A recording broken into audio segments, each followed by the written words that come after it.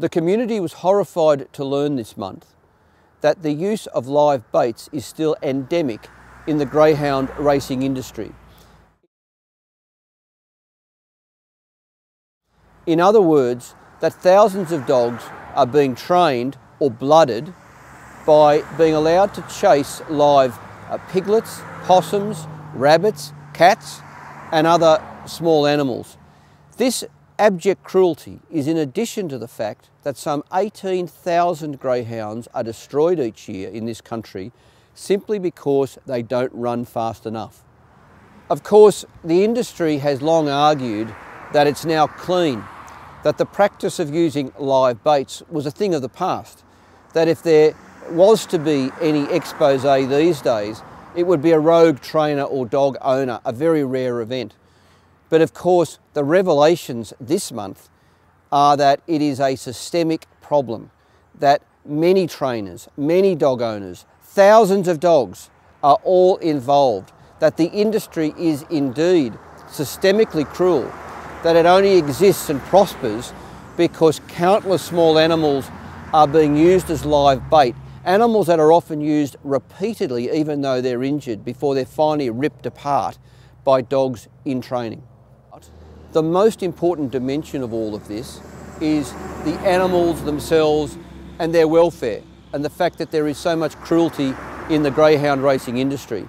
But another very important aspect is how so many dogs are being illegally trained, which calls into question the very integrity of a $4,000 million gambling industry. Yes, that's right. About $4 billion is gambled each year on the dogs.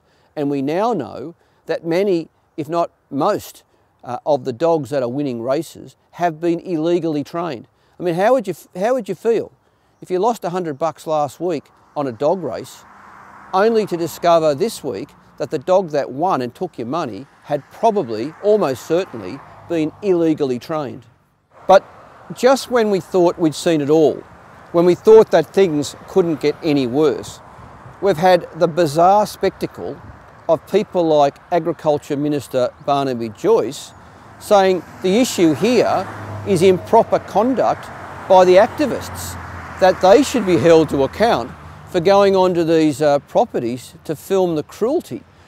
Well, I say to people like Barnaby Joyce, butt out, because if it wasn't for these heroic activists, we wouldn't know what is going on these properties. We wouldn't be aware of this cruelty, because this is another one of those self-regulated industries where the regulators have been found to be either incompetent or complicit or corrupt. Whatever they are, they're not doing their job.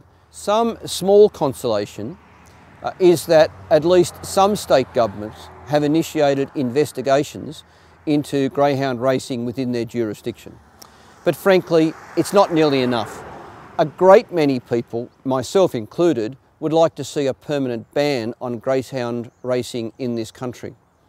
But if state governments are going to allow it, then they must suspend all racing until there are thorough investigations, until all people are held to account, and until we can have confidence both that appropriate animal welfare safeguards are in place, and also that the gambling associated with greyhounds has some integrity put back inside it. That's what's needed. Not one more race, not one more dollar gambled until the industry's cleaned up and until every wrongdoer is held to account, and that should be jail if they are guilty of the sort of cruelty we've seen in the media this month.